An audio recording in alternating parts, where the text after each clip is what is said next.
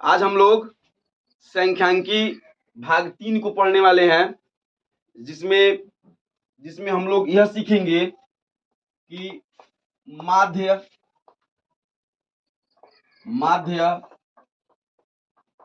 माध्यिका और बहुलक क्या होता है। माध्य माध्यिका और बहुलक क्या होता है, ठीक है ना। और फिर इसको सूत्र के आधार पर कैसे इसको निकाला जाता है किसी सवाल में गणितीय रूप में। तो इसको निकालने के लिए सबसे पहले हम लोग को यह जानना होगा, ठीक है, कि संख्यांकी भाग 1 में और भाग 2 में हम लोगों ने क्या सीखा है, उसके आधार पर ही यह हो पाएगा। ठीक है, किसी को दिक्कत? तो भाग 1 भाग 2 तो आप देखे होंगे या फिर क्लास में चला होगा तो आप समझे भी होंगे। तो भाग 1 और भाग 2 में हमने आपको बताया था सबसे पहले कि संख्यांकी का बेस जो होता है वो आंकड़ा होता है। ठीक ठीक है, समझ रहे बातों को।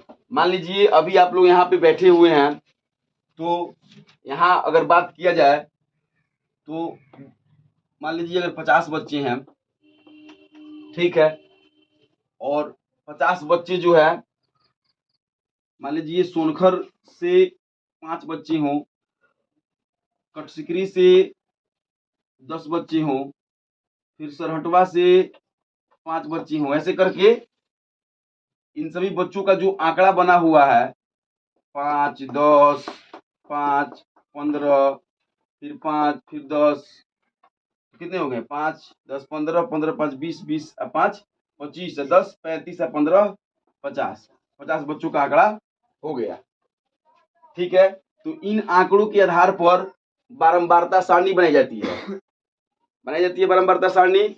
और तब उस बारंबारता सारणी के माध्यम से माध्य, माध्यिका और बहुलक निकाला जाता है। ठीक है, माध्य को इंग्लिश में मीन, इसको मीडियन, इसको मोड कहते हैं। इस बात पर भी ध्यान आप दीजिएगा। तो फिर हम लोग यहाँ जो है, अब इन आंकड़ों को, अब इनके 2 रूप होते हैं, एक वर्गीकृत बारंबारता सारणी, वर्गीकृत बारंबारता सारणी, और दूसरा अवर्गीकृत बारंबारता सारणी, जिसके विषय में पहले बात हो चुका है। पहले वीडियो में मतलब भाग 1 में ही आपको बताया गया था। भाग 2 में इन वर्गीकृत बारंबारता सारणी को ग्राफ पे दिखाने के लिए बताया गया था, याद है। और फिर अवर्गीकृत बारंबारता सारणी को भी ग्राफ पर दिखाने के लिए बताया गया था। ग्राफीय निरूपण में 3 विधियां बताई गई थी, जिसमें पहला था दंडालेख, दूसरा था आयत चित्र, और तीसरा था बहुभुज। तो मतलब दंडालेख और आयत चित्र जो है 7th 8th तक पढ़ना था, उसके बाद 9th 10th में जाने के बाद बहुभुज की पढ़ाई आपको करनी थी। यहाँ तक बात हुआ था, समझ रहे बातों को। देखिए पिछले वीडियो से इस वीडियो का कनेक्शन जोड़ना पड़ेगा, तब आपको समझ में आएगा, नहीं तो नहीं समझ में, मतलब आपको दिक्कत हो सकता है। अब यहाँ पे मुद्दा यह आता है कि वर्गीकृत बारंबारता सारणी का माध्य, माध्यिका, बहुलक कैसे निकालें, और अवर्गीकृत बारंबारता सारणी का माध्य, माध्यिका, बहुलक कैसे निकालें। ठीक है, किसी को दिक्कत? चलिए, तो अब हम लोग इसको देखेंगे एक उदाहरण के साथ कि कैसे वर्गीकृत माध्य, माध्यिका को और अवर्गीकृत माध्य, माध्यिका की मतलब सारणी को निकालने की हम कोशिश करेंगे। अब बोर्ड पर जो उदाहरण आपके सामने है 5, 10, 15, 5, 10, 5, ठीक है, ये जो अभी बच्चों की संख्या जो मैंने आपको बताई है वही हम ले लिए हैं कि आपको समझ में आती रहेगा बात। अब अगर इस तरीके का अगर आंकड़ा आ जाए कि दिए गए आंकड़ों का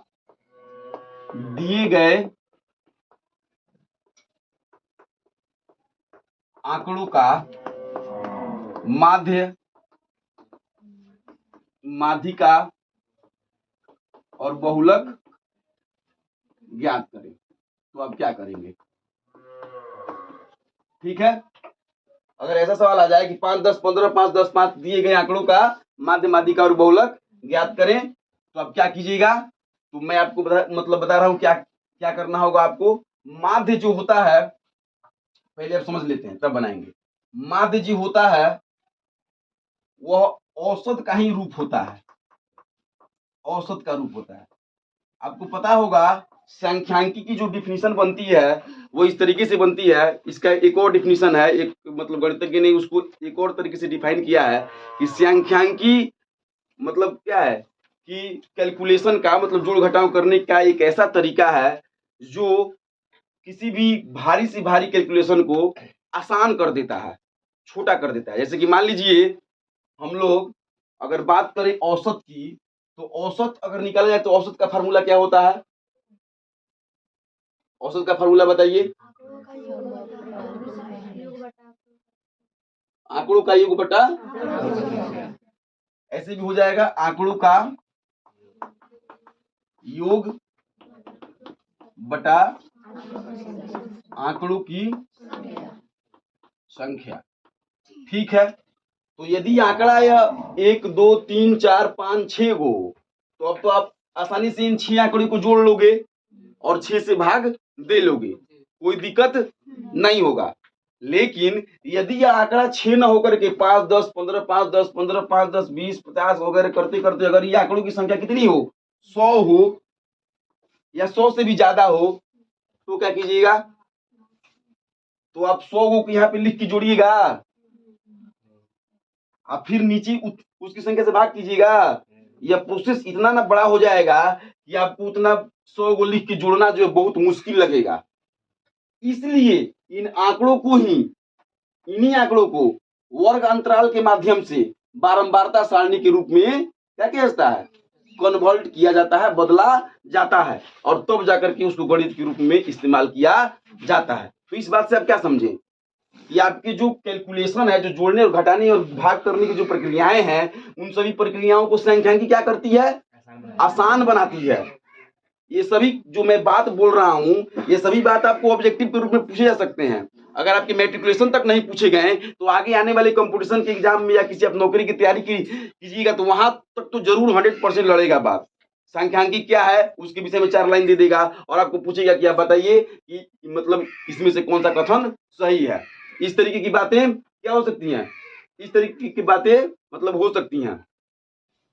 अब देखा जाए कि अगर आप इस फार्मूले को लगाते हो तो इसके माध्यम से आप लिख सकते हो 5 plus 10 plus 15 plus 5 plus 10 plus 5 बट्टा 1 2 3 4 5 6 हो गया।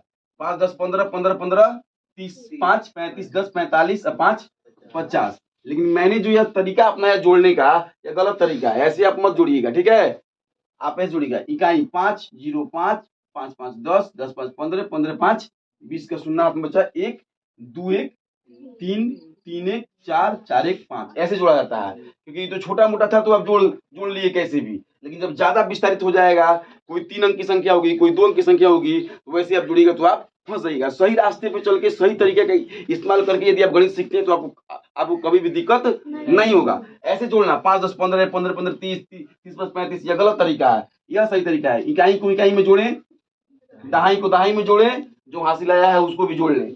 ठीक है, अब 50 बट्टा 6 जब काटिएगा तो क्या होगा? 25 3, अर्थात अब 25 में 3 से नहीं कटेगा, अर्थात 25 बटा 3 आपका आ गया आंसर। इसको दशमलव में आप बदलना चाहते हैं तो 8 तरीके 24 8.33 आंसर इसका आ गया औसत। तो यही जो औसत है, यह औसत क्या है? यही जो औसत है यह माध्य बन जाता है। माध्य का भी सेम फार्मूला होता है, सभी प्रेक्षणों का योग बटा प्रेक्षणों की संख्या, जिसे माध्य कहा जाता है। प्रेक्षण खाली आंकड़ा के जब प्रेक्षणों का योग बटा प्रेक्षणों की संख्या, बात खत्म। लेकिन जब यह आंकड़ा ज्यादा दिया होता है, जब इस आंकड़े की संख्या क्या होती है? 100 होती है या 50 होती है, तो उसको तब उन आंकड़ों से वर्गीकृत बारंबारता सारणी बनाया जाता है, जिसको मैंने पिछले वीडियो में बना के दिखाया था। तब उस वर्गीकृत बारंबारता सारणी को बना करके तब उसका इस्तेमाल किया जाता है। तो अभी इसके बाद मैं इसको वर्गीकृत बारंबारता सारणी के रूप में बांट करके तब आपको बनाने के लिए सिखाऊंगा, लेकिन फिलहाल मुझे इसकी माध्यिका और बहुलक भी आपको सिखा देना है, उसके बाद मैं उसको बनाऊंगा। देखिए, तो बहुलक का क्या बात है? बहुलक की जो बातें हैं वह यह होती है, बहुलक की जो बातें होती हैं वह क्या होती है? बहुलक में होता है अधिकतम संख्या, अधिकतम बार आने वाली आंकड़ा, जो आंकड़ा सबसे अधिक बार आया हो बहुलक वही होता है सबसे अधिकतम। अधिकतम मतलब बहुलक, आप इसे याद रख सकते हो। तो इसमें कौन सा आंकड़ा है जो सबसे ज्यादा बार आया है? 5। 5 एक ऐसा संख्या है जो 3 बार आया है, अर्थात इस सवाल का आंसर हो जाएगा 5। ऐसे ऐसे सवाल आपके ऑब्जेक्टिव में आएंगे 10th क्लास में। ऑप्शन में दिया रहेगा, दिए गए आंकड़ों का माध्य निकालिए, बहुलक निकालिए, जो भी और ऑप्शन दे दिया रहेगा, आप ऑप्शन को आसानी से ठीक कर सकते हैं। लेकिन जब इसकी माध्यिका की बारी आती है तो माध्यिका में 2 शर्त होते हैं, ठीक है ना। माध्यिका को बनाने के लिए आपको समझ रहे हैं बातों को, अगर उतारना होगा तो आप साथ में उतारते भी चलिएगा या वीडियो देख के उतारिएगा, जैसी आपकी मर्जी वैसे कीजिएगा, लेकिन साथ में चलते रहिएगा, समझते रहिएगा, बात को सीखते रहिएगा। अब माध्यिका की बारी आती है तो माध्यिका को निकालने से पहले हमें सबसे पहले क्या करना पड़ता है कि जो दिए गए आंकड़ा है, आंकड़ों को आरोही क्रम में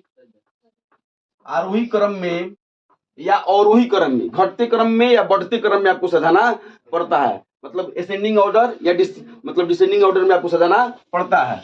आरोही क्रम में सजाइए या अवरोही क्रम में सजाइए। तो आरोही क्रम में ही सजा लेते हैं। आरोही क्रम का मतलब हुआ बढ़ते क्रम।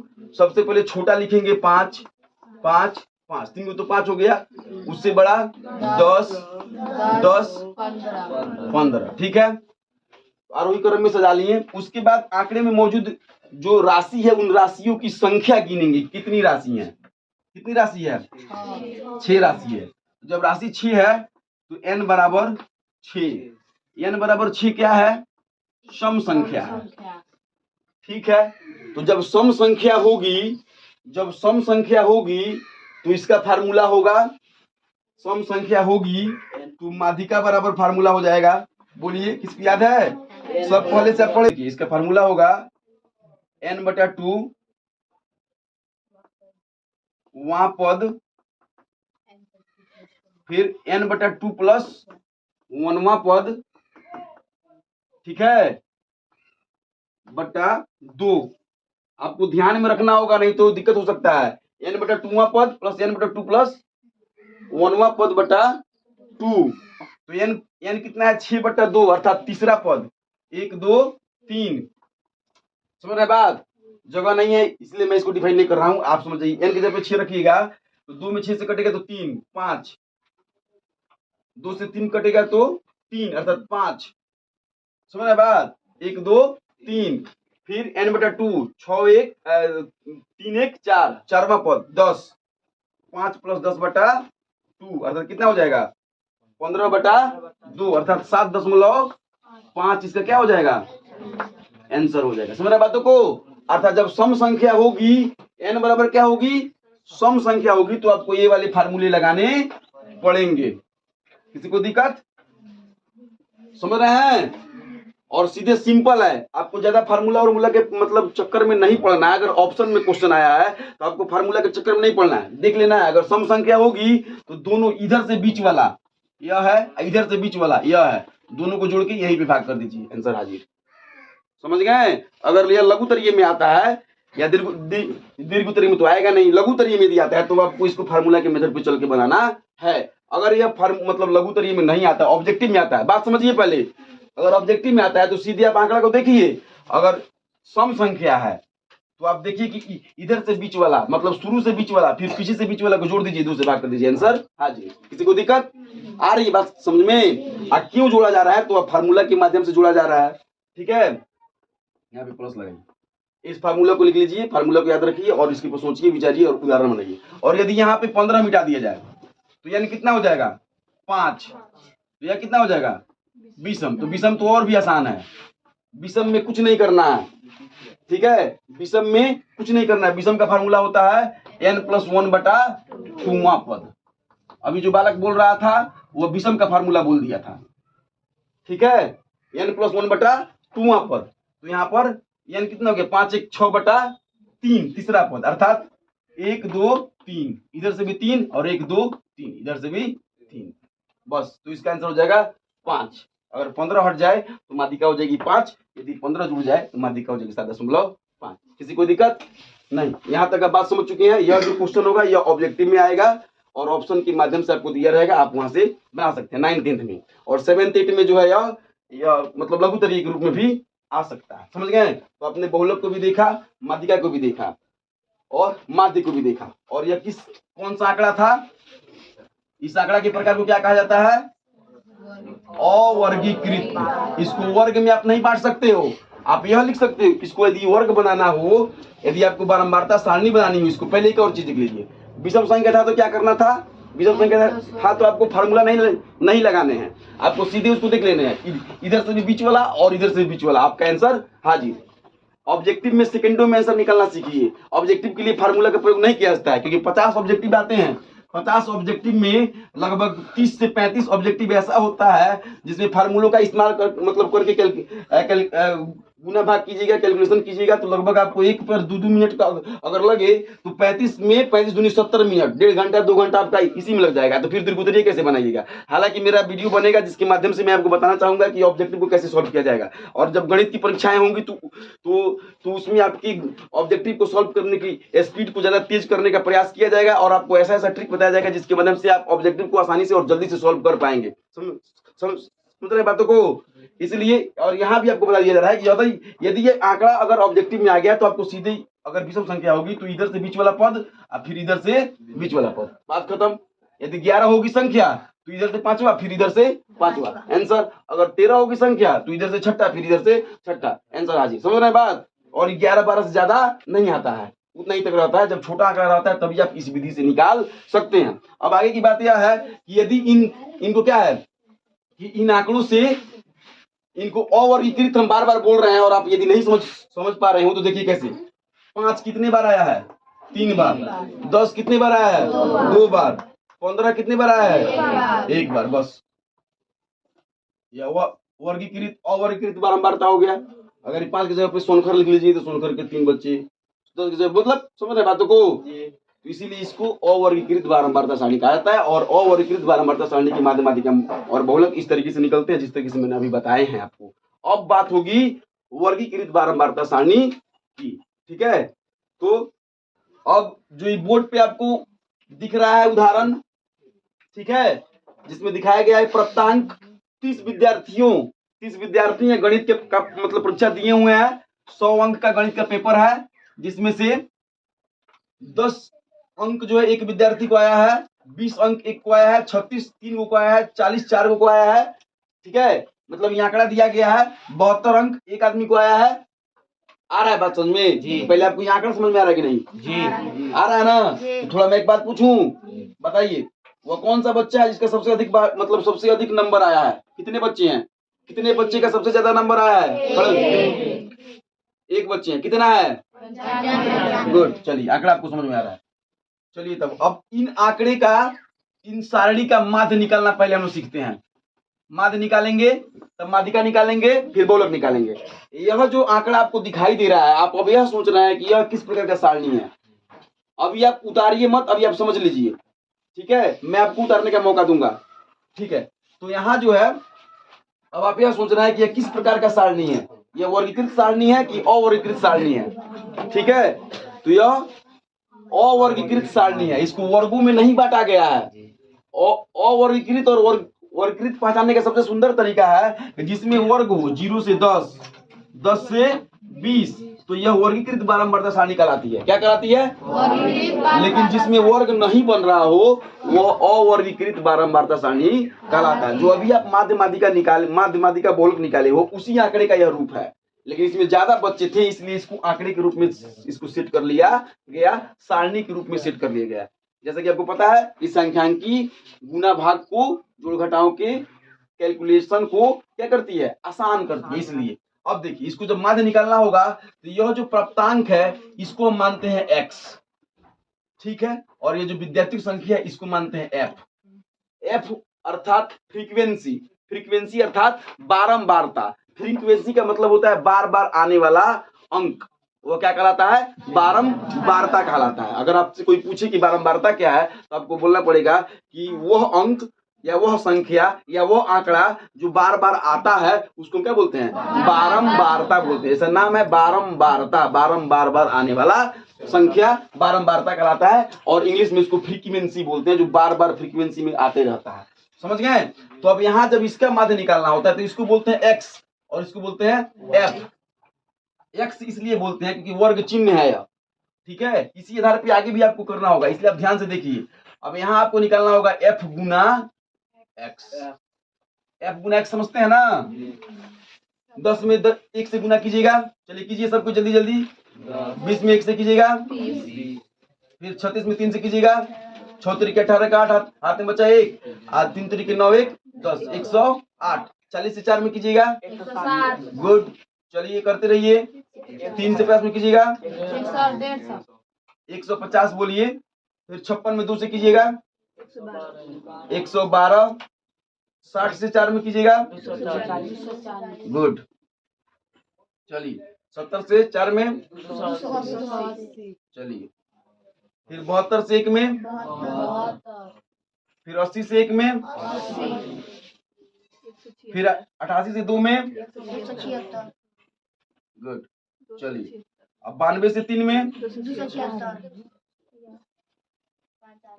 95 से 1 में, ठीक है। अब हम क्या करेंगे?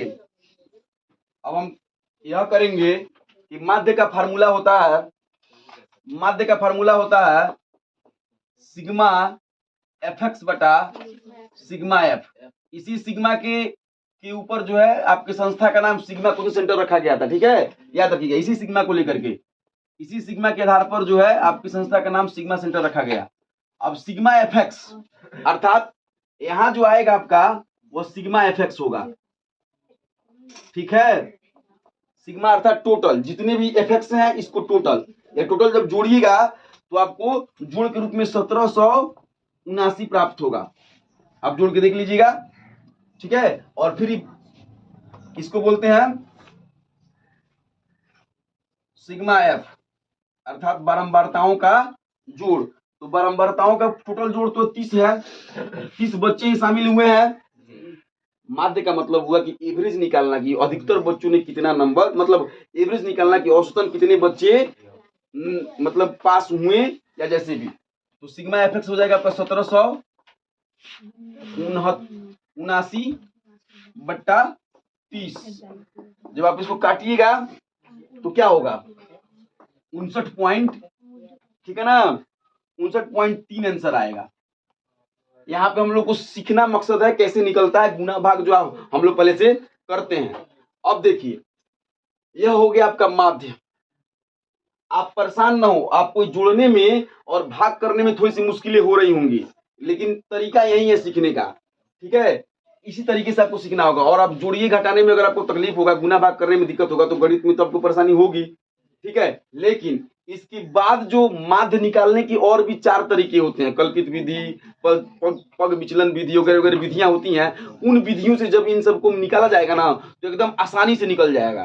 पहले आपको पता है कि संख्यांकी जो है मुश्किल से सरल की तरफ ले जाती है कार्य को, तो वे सब विधियां हम बताएंगे। इसके बाद वाले वीडियो में बनाना पड़ेगा उसको, क्योंकि एक बार में पूरा हो नहीं पाएगा। तो इसकी मतलब आगे वाले वीडियो का आप इंतजार कीजिएगा, आपको ज्यादा भाग गुना नहीं करना पड़ेगा, फिलहाल तो आपको करना पड़ेगा। अगर सिर्फ ऐसे निकालना होगा तो आपको गुना भाग करना पड़ेगा। तो यह तो आपका क्या निकला? माध्य, समझ गए। अब यदि इसकी माध्यिका की बात की जाए, यदि इसकी माध्यिका की बात की जाए तो देखिए क्या किया जाए माध्यिका के लिए। पहले बहुलक देख लिया जाए। हालांकि इस क्वेश्चन का बहुलक नहीं निकलेगा, लेकिन मैं आपको रास्ता बता दे रहा हूं।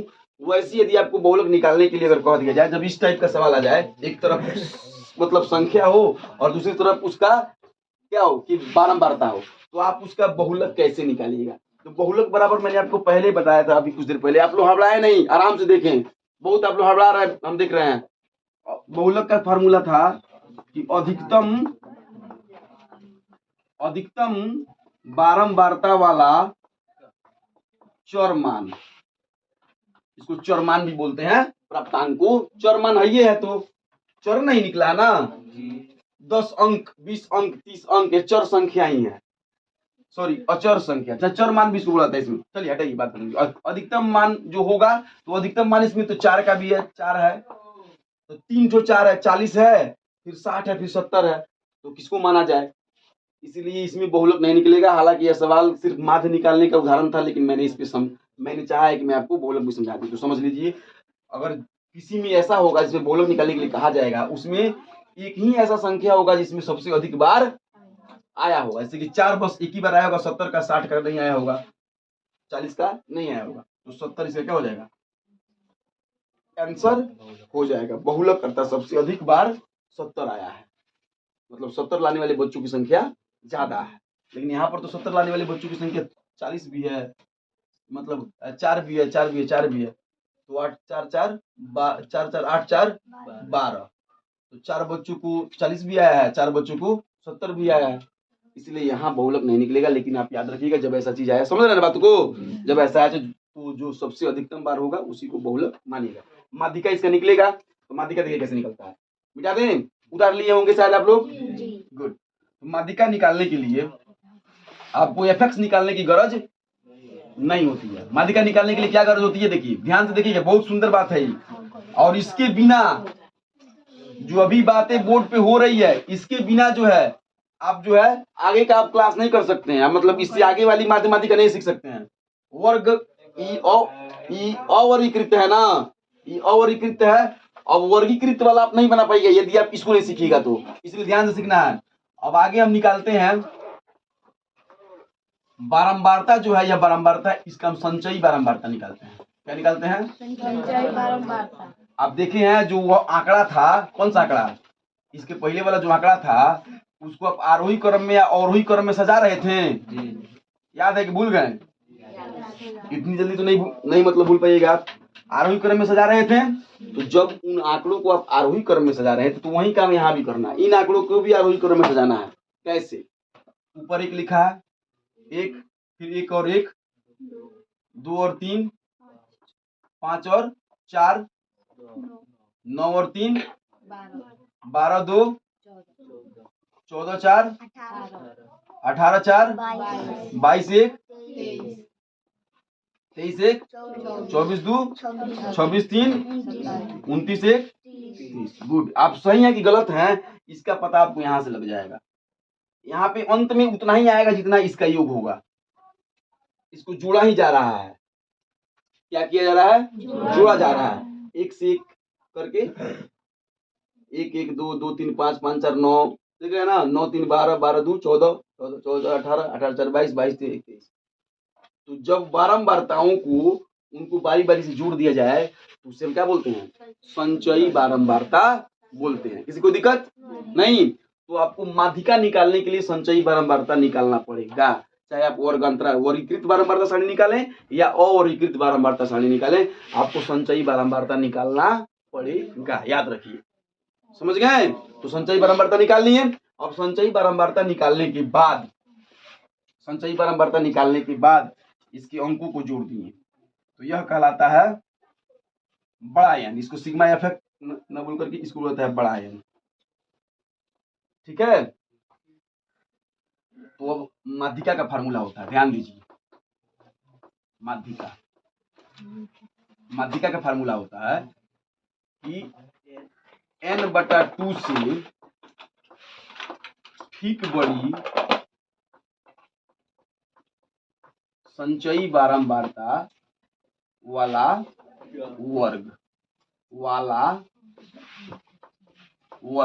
वर्ग समझते हैं, वर्ग नहीं समझते हैं, ऐसा वर्ग ही है, पहला वर्ग, दूसरा वर्ग, तीसरा वर्ग, ये सब के सब वर्ग ही है, समझ रहे बातों को। तो ठीक n/2 से ठीक बड़ी संचयी बारंबारता वाला वर्ग क्या क्या क्या कहलाता है, माध्यिका। अब यहाँ पे वर्ग न बोल करके यहाँ पे चर संख्या बोल दीजिए, ठीक बड़ी संचयी बारंबारता वाला वर्ग ही बोलिए, ठीक है, वर्ग वाला चर संख्या मान लीजिएगा, वो माध्यिका कहलाएगा। n/, अर्थात 30/2, अर्थात 15 से ठीक बड़ा कौन है, 15 से ठीक बड़ा संचयी बारंबारता कहाँ है, बताइए, कौन सा वर्ग है जिसमें 15 से ठीक बड़ा है। गुड, फैंटास्टिक, चलिए शानदार, यही वाला वर्ग जो होगा यह क्या होगा, अर्थात इसकी जो माध्यिका होगी वो क्या होगी, 60 होगी। ठीक बड़ा वाला वर्ग कौन सा है, 60। चर संख्या, चर मान जो है क्या है, 15 से ठीक बड़ा है, ठीक बड़ा 18 है, लिख देते हैं, क्लियर कर देते हैं, 18 है, इसलिए माध्यिका बराबर 60 आंसर। किसी को दिक्कत? यहां तक सबको बातें समझ में आ गई? तो इस तरीके से आपने क्या सीखा? माध्य सीखा, माध्यिका सीखा और बोलक सीखा। आपने दो प्रकार का माध्य, माध्यिका, बोलक सीख लिया। एक सीधा आंकड़ों वाला, एक ऐसा वाला। ये दोनों के दोनों टाइप क्या है? ऑब्जेक्टिव में पूछे जा सकते हैं। यह तो लघुत्तरीय में भी आ सकता है, ठीक है ना, लेकिन इसकी पिछले वाला ऑब्जेक्टिव में आएगा। लेकिन अब जो मैं बताने वाला हूं वो दीर्घोत्तरीय में पक्का आएगा, 100% आएगा, हर साल आता है और आता रहेगा। ठीक है, इसी के साथ अभी जो है